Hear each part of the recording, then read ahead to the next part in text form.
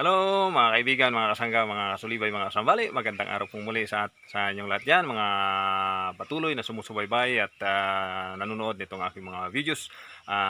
Sa araw na ito, mga kaibigan, mga kasambali, mga kasulibay, atin pong ipapakita sa inyo yung pong pagtatransfer ko ng aking mga Muscovy duck dito sa maluwag na kulungan nila.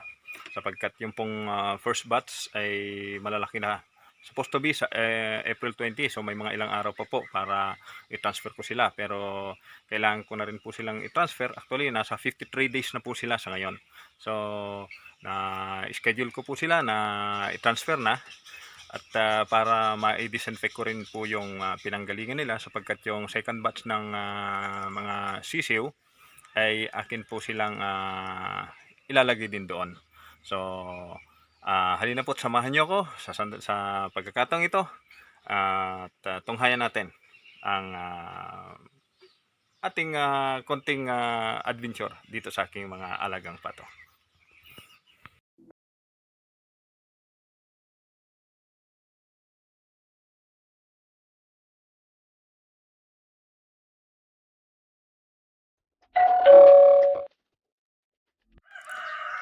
So ito na po, tayo'y tutunguhin na yung kulungan ng mga ililipat nating first batch ng Muscovy duck. Yung second batch po, ito, ayan, ayun, malalaki na po sila. So inalis ko na po yung inahin nila nung isang araw, mga ano po, 4 days na po. So ngayon yung kanilang inahin, ayun na po, ayun, eto, saba na sa barako. So mga ilang araw lang po ito, mangingitlog na rin. So yung nandito sa labas, yun, madumalaga pa lang yan, hindi pa siguro mangingitlog, kaya hindi pa tumatabi dito sa barako. So ayan, paghahandaan po natin yan na para mangitlog muli. So ngayon, eto, sa cage na to ay kukunin na po natin yung mga bibi nito at para pakawalan na po sila dito sa malawak na kulungan nila. At para ma-disinfect ko na rin po itong kulungan na to, para po ma-transfer ko itong second batch ng mga bibi. So halina po at mano-mano ko pong huhulihin to.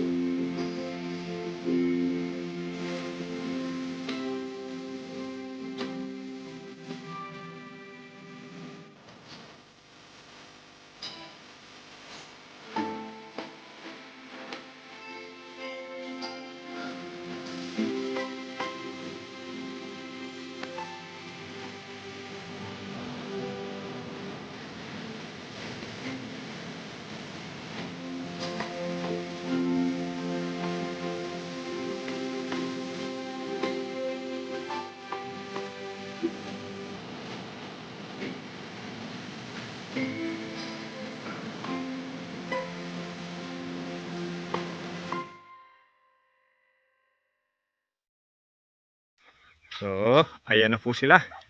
Ayun.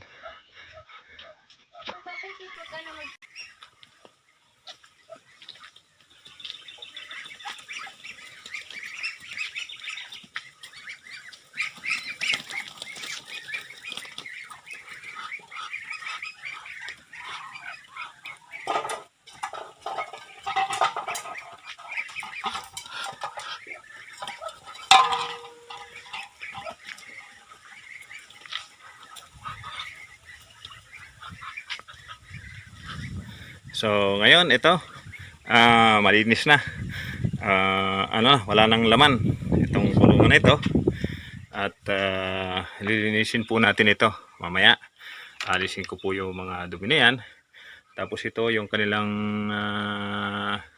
pool ay lilinisan ko rin. Inalis ko na rin yung tubig kanina. So naka-drain na yung tubig yan. So ito, lilinisin yan at i-sprayhan natin ng malatayon para saka sinasamahan ko po ng Clorox, yung Sunrox. Hahaluan ko ng konti para sinasama kong pan-disinfect. So ngayon, pagkatapos niyan, itatransfer ko naman ito sa susunod na araw. So hahayaan ko muna maging 24 hours na ma-disinfect ko ito. And then saka ko itatransfer itong bali 12 sisiw na lang po sila. Kasi po yung isa, kasi 13 sila dati na pinisa, minalas-malas, naipit doon sa may hollow blocks na yon. So naging 12 na lang po. Pero masisigla po mga yan. Kaya lang habit na mga ganyan, pagka busog talagang nakadapa lang.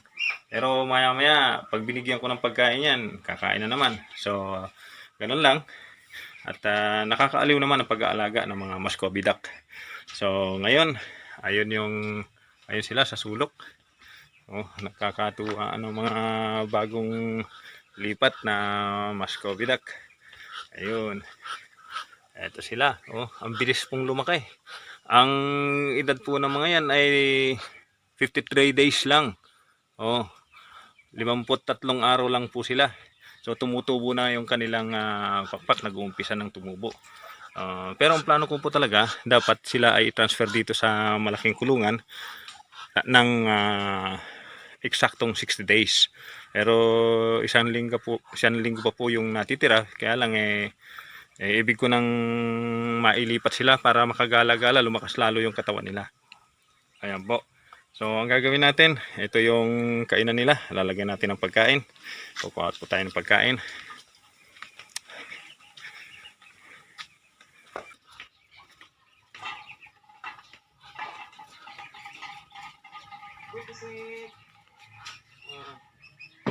Ayan.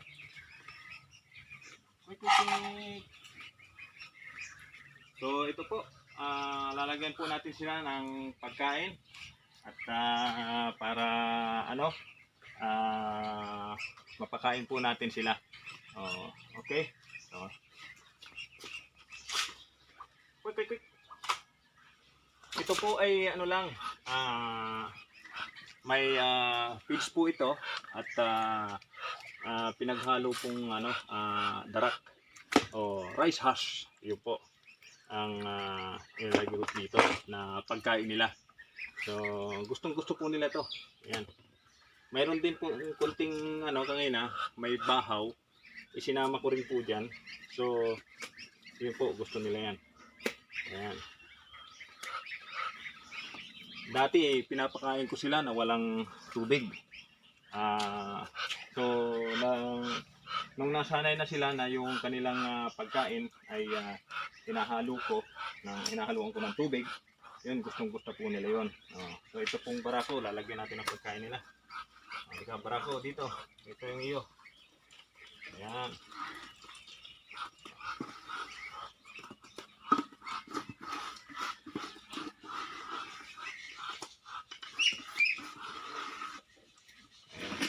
So kumakain po sila. Kakain po sila dyan and then iinom po sila ng tubig.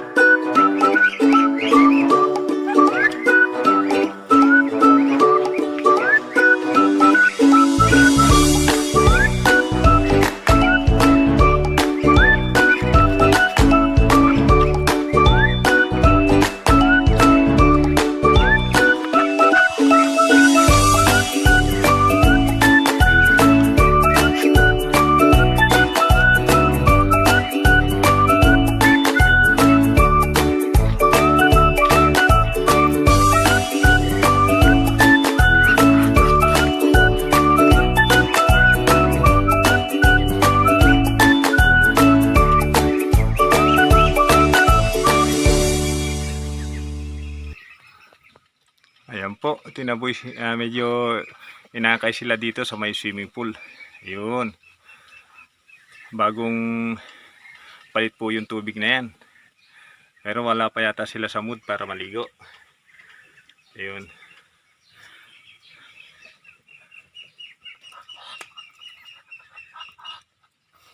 Ayan po, pinakikiramdaman yung kanilang swimming pool kung ano, naninibago kasi biglang malaki. Yung kanilang swimming pool doon sa pinanggalingan nilang cage maliit lang. Ito malalim-lalim na yan. Ayan. So siguro mamaya usa nang magsisipaglango yan. So hindi pa nila type, balik po uli sila doon. Takbo uli sila doon. Oh. Ayun. So okay lang siguro, hindi pa sila nainitan para maligo. So mga kaibigan, mga kasangga, mga kasulibay, mga kasambali, tanawin po natin muli yung dalawang inahin na naglilimlim. Ito po sila. Ang nakaraan, ipinakita ko po sila. So ngayon, ito, tingnan natin. Ayun. Oh, pareha sila nakatalikod. Ito. Yan. Ito. Ayun. Nakatalikod. Ito yung isa. At ito naman yung isa. Ayan. Magkatabi silang naglilimlim. So, medyo magkakasabay din po sila na ito ng pamimisa. Ayun. So, ayun yung mga kanina pinakawalan natin. So, hindi pa nila type na maligo. So, ngayon pupuntahan po natin mga kaibigan, mga kasangga, mga kasulibay, mga kasambali, yung mga maliliit. At bibigyan po natin sila ng kanilang pagkain. Ito po yung papakain ko, tinimpla kong pagkain para doon sa mga sisiw. At siyempre may tubig. Quick. Ayan po, tingnan natin yung ibigay natin pagkain ng sisiw. Ayan. Tulad ng pinakita ko po kanina, binigay kong pagkain doon sa mga malalaki na. Yun po ay rice husk o yung darak. At sinamahan ng feeds po. So ito, may feeds din po ito. Pero sinamahan ko ng konting darak. Ayan. Siyempre sisiw po sila, kailangan nila yung yung commercial feeds para po mas lalong bumilis yung kanilang pagkain. Hindi ko po dinadamihan yung tinitimpla kong pagkain nila kasi po mapapanis. So maya bibigyan uli natin para mas maganda. So ito, lalagyan din natin ng tubig kasi po ang itik, ang pato, kahit na po kumakain yan, maya't maya umiinom. So ayan po, masdan po natin yung paano sila sumugod sa kanilang pagkain.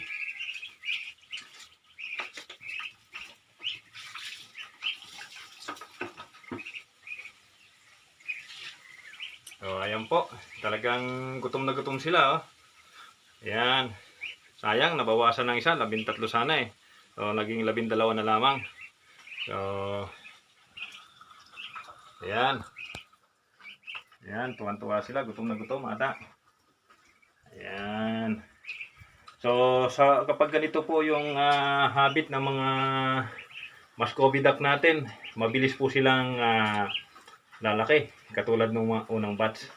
So mga kaibigan, mga kasangga, mga kasulibay, mga kasambali, maraming salamat po sa patuloy niyong pagtunghahay sa aking video at patuloy namin kayong i-update sa bawat development nitong aking pag-aalaga ng Muscovy duck.